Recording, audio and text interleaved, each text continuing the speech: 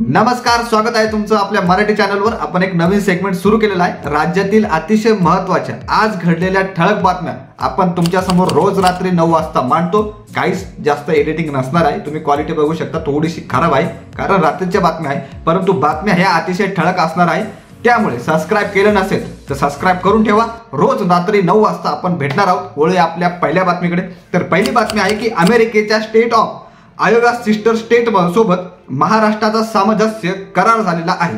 अतिशय आनंदाची बातमी आहे की महाराष्ट्रामध्ये कृषी तंत्रज्ञानासाठी होणारा मोठा फायदा अमेरिकेच्या राज्यासोबत करार करणारा महाराष्ट्र हा पहिलंच राज्य बनलेलं आहे। वळूया आपल्या दुसऱ्या बातमीकडे। दुसरी बातमी आहे की भारताचे नवे उपराष्ट्रपती CP राधाकृष्णन यांनी शपथ घेतलेली आहे। शपथ विधीसाठी मुख्यमंत्री देवेंद्र फडणवीस सुद्धा उपस्थित होते, तसेच उपमुख्यमंत्री एकनाथ शिंदे सुद्धा उपस्थित होते, परंतु उपमुख्यमंत्री अजित पवार आपल्याला शपथविधीमध्ये दिसले नाही। वळूया आपल्या पुढच्या बातमीकडे। तर पुढची बातमी आहे भारत आणि पाकिस्तानचा सामना नक्कीच भरपूर वादाच्या भोवऱ्यामध्ये आहे। भरपूर दिवसापासून बघतोय आपण पहलगामच्या हल्ल्यानंतर या भारत आणि पाकिस्तानच्या कोणत्याच मॅचला कोणतीच मॅच होऊ नये यासाठी विरोध होत होता, परंतु एशिया कप मध्ये त्यांची मॅच होणारच आहे। परंतु त्यामध्ये अत्यंत महत्त्वाची 50% तिकीट अजून सुद्धा शिल्लक आहे।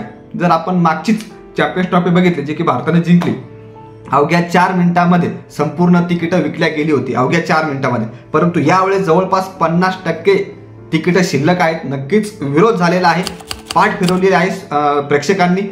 तर याविषयी तुम्हाला नक्की काय वाटतं? भारत आणि पाकिस्तानचा मॅच व्हायला पाहिजे होती का? कारण आता मंजुरी तर नक्कीच दिलेली आहे, परंतु याविषयी काय वाटतं नक्की कमेंट करून सांगा। तर वळूया आपल्या पुढच्या बातमीकडे। तर पुढची बातमी आहे की इथेनॉलच्या विरोधात आणि मला पॉलिटिकली टार्गेट करण्यासाठी सोशल मीडियावर पैसे देऊन कॅम्पेन चालवण्यात येत आहे, असा गंभीर आरोप नितीन गडकरी यांनी केलेला आहे। नक्कीच त्यांच्या विरोधात आपण बघतोय भरपूर रील व्हायरल होताना दिसतात की इथेनॉलचा मागचा भाव काय होता किंवा काय गोष्टी फायदेशीर आहे, परंतु आता काय घडतंय, अशा विविध रील त्यांच्या सोशल मीडियावर आपण बघतोय।